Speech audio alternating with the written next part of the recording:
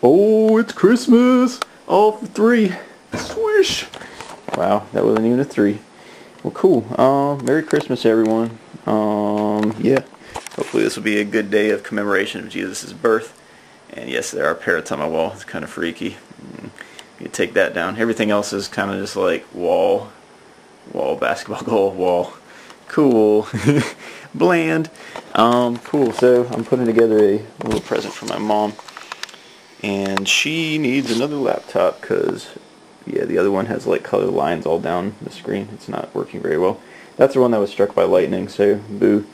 But I'm putting all these crazy games on there, like Recycle Bin and Google Chrome, Microsoft Office Whoa, Microsoft Office Publish, and BibleWorks 7.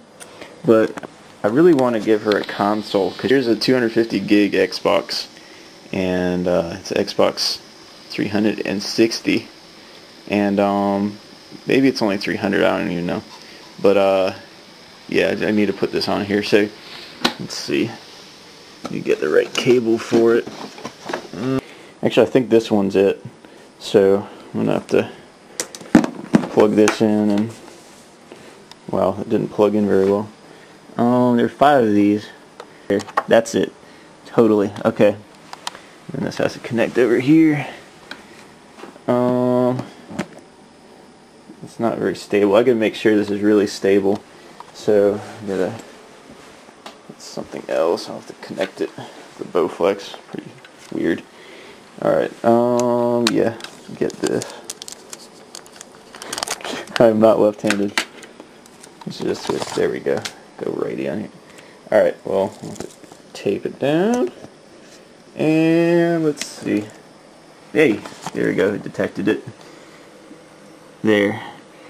And yeah, it was an Xbox 300, so I guess it's going to install. So that's cool. Alright. Oh, come on. Got it taped down. Man, this thing is stubborn. Called the Donkey 300. It's so stubborn. Alright, cool. Alright, got it. And the cursor's right there. I don't even know why. Why is that? Cool. Alright, so the Acer with the Xbox 300. That'll work. So all you need is this cable thing, and plug this in. I think the card reader. And then, yeah, kids don't try this at home. Alright, cool. And some Scotch tape that's necessary, because you know all electronics run with Scotch tape. You need something to stick it together. It has to hold together somehow. So all these keys are probably held together by tape too. Alright, cool. Present done. Oh man, I gotta get a change of clothes here. Oh, what is this? Oh, what is this? Oh. Hey, but really though, have a Merry Christmas, and I hope your day is full of stresslessness. You know, people go pretty cray-cray around Christmas time over the littlest of things, and yeah, so hopefully your day is full of rest and a good time of reflection on Jesus' birth and God's provision of Him as a gift, and the importance of His humanity as well. And that if Jesus didn't come as a perfect sacrifice, as the second Adam, as Romans puts it, we would be in pretty big trouble, and we would have to keep making the imperfect sacrifices time and time again, and yeah, we would have no full atonement. Interesting. Why did the angels appear to shepherds? And very interesting. But the shepherds were very lowly people, low income, low regard, and the question is, you know, why not go to the religious leaders or go to the officials, the politicians of the day?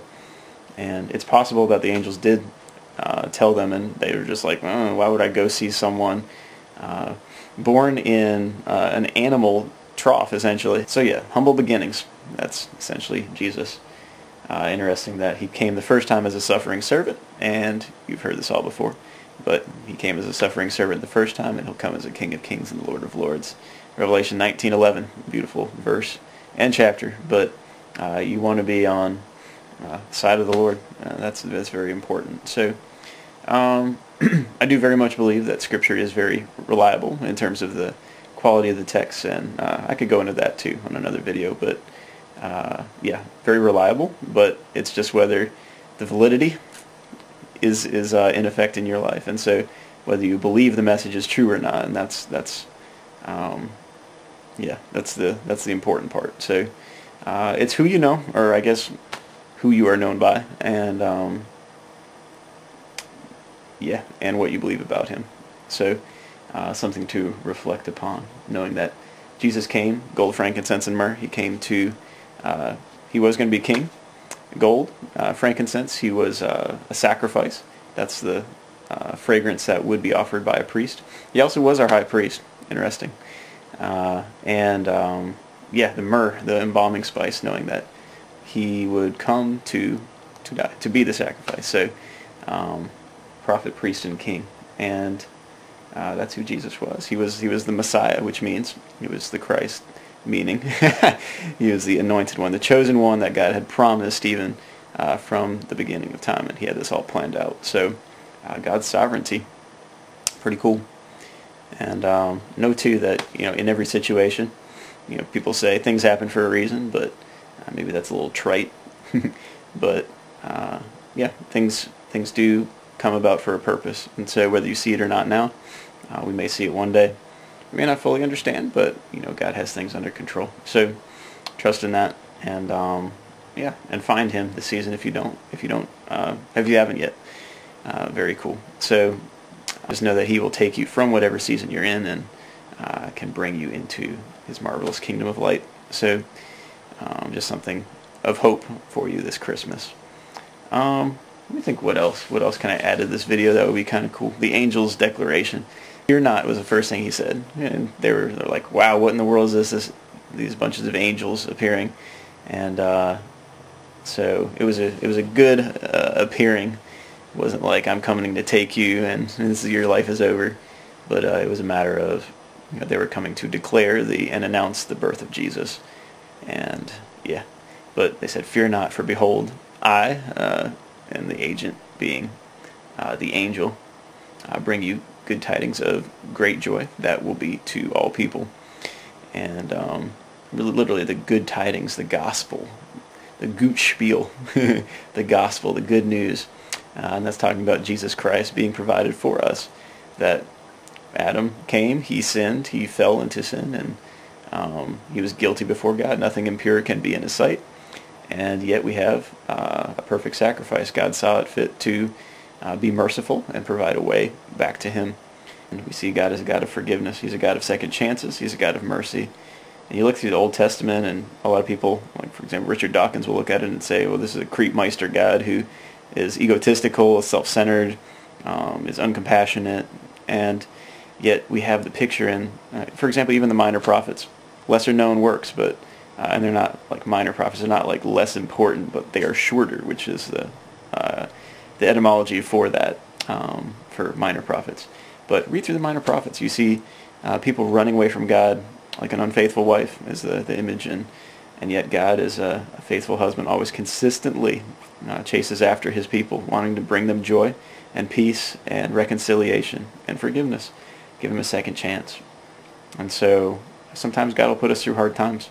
Sometimes we will be put through hard times just because we're caught up in our own sins. Sometimes we'll be tempted by the enemy. And yet still we have a God who is faithful to get us through it, to get us out of temptation, and to continue to bless us.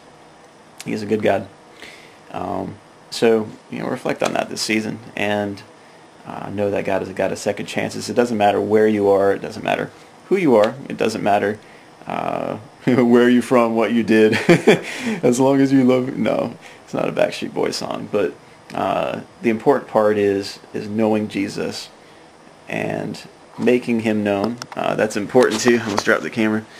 But knowing Jesus and I guess being known by him, that's the essential part of it. So very important. So who you know Jesus, and what you know about him, what you believe about him. And again, the reliability I think is there for sure. Yet the validity, that's up to you, whether you believe it or not. So do you believe Jesus was the Messiah, the Son of God, who came to take away the sins of the world, who came to be our sacrifice, to give his life as a ransom for many? Matthew 20:28. But yeah, maybe make the decision. It's either faith or unbelief. And so this Christmas season, and analyzing Jesus' life, analyze that. Know that if you confess with your mouth Jesus is Lord and believe in your heart that God raised him from the dead, you will be saved. It's Romans 10:9.